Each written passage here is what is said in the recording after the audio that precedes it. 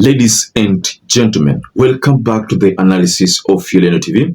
I hope you're well from wherever you're watching this channel. Now today I want us to start this session a bit differently because I'd like to encourage you to like this video, to subscribe to this channel, because I've discovered that many people watch our videos but they forget to like and subscribe. Please do so to enable us grow. Now I want us to dive into this story regarding church leaders in State House. The big question is, what are church leaders going to do in State House?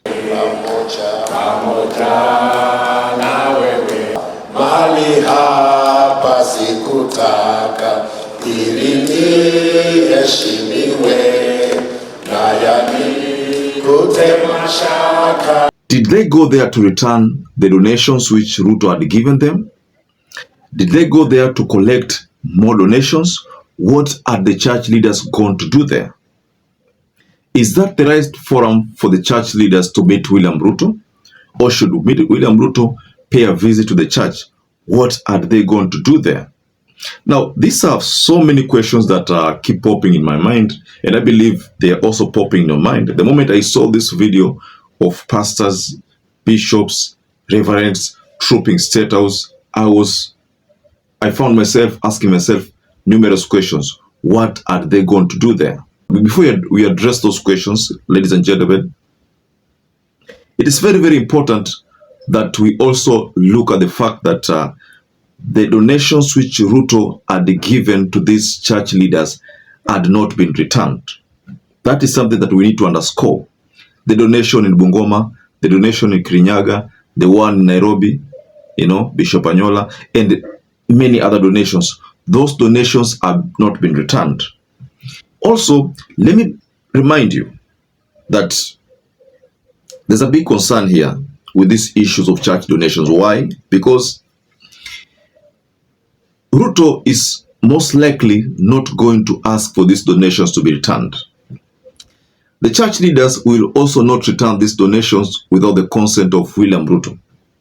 Because you remember the last time we saw a message from Bishop ANYOLO, and he was asking where to take the money to, how to return these donations, where to return them.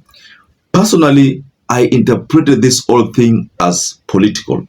Why? Because Ruto will not request for these donations, and the church leaders have also said they need to be told where these donations should be taken to.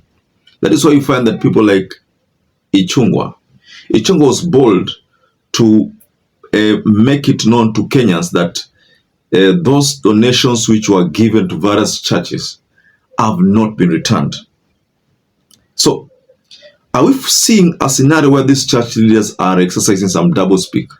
Is there some level of double standards in what they say and what they do? I personally look at some kind of naona kama this church leaders ni kama wanachezea wa Kenya, because today they are in State House. They were in State House. The meeting was a bit abrupt. The details of that meeting have not been revealed. But if you look at what some leaders like Aaron Cheriot have posted, like for example, let me take you through what Aaron Cheriot has posted. Aaron Cheriot said something. He said, President Ruto has met religious leaders today in State House on issues of national importance. He is fulfilling the promise that he shall engage all leaders and stakeholders with an aim of united, stable, cohesive, and prosperous nation, devoid of tribalism, hate. And you see, this statement was posted just the moment this information about a meeting in State House or surfaced. The moment that information regarding the meeting surfaced, this is the time this message was posted. Oh, there's something that I think I don't know whether you'll notice it, but look at this picture where Ruto seems to be singing with the church leaders. Look at the facial expression of Ruto. One would easily tell that maybe kuna someone anajaribu kuenjoy wengine. You see, if this is some kind of setup for the church leaders, then they are fallen on that trap. If this was a trap, basi wameisha. I want to imagine that this was not a trap, because if the church leaders went there purposely to seek for donations, then they should know that wameumia. Mind you, Ruto needs these church leaders. He needs them. He knows very well that without them, his chances of surviving in 2027 very slim. So he needs these people. That is why he's going to go out of his way and make sure that these church leaders come back to his team. Right now, there is a very right now there's massive rebellion from the churches, with most leaders vowing that they will not work with William Ruto in 2027. So this is scary to William Ruto, because should they make their threat, should they fulfill their threats, most likely these people will make sure that William Ruto suffers, vote-wise. Mind you, if you look at the number of churches in Kenya, there are so many churches, and each church has congregants. So if pastors can convince their congregants to vote against William Ruto, William Ruto will lose a lot, because these church leaders, they meet these congregants on almost every weekend, almost daily, and most of the time these people listen to their pastors, they listen to the bishops. So Ruto knows very well that for me to survive, I must bring these people on board.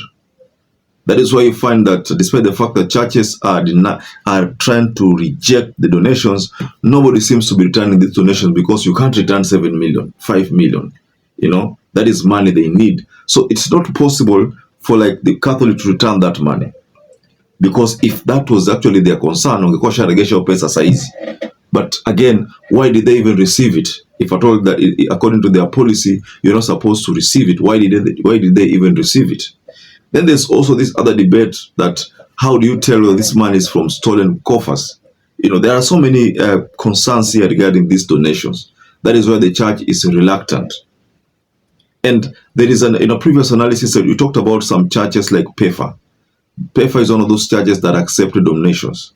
Now, wakasema kwamba they don't have mechanisms of trying to gauge which donations are from one's pocket, which donations are from theft. So they don't have those kind of ways of trying to judge donations. So that's why they said how Hawaregeshi donation. I'm assuming that one of their representatives was in this meeting in State House, because them and Full Gospel, they are the ones who have warmed up to William Ruto's presidency. So they don't have an issue with this donation. They don't have an issue with the government.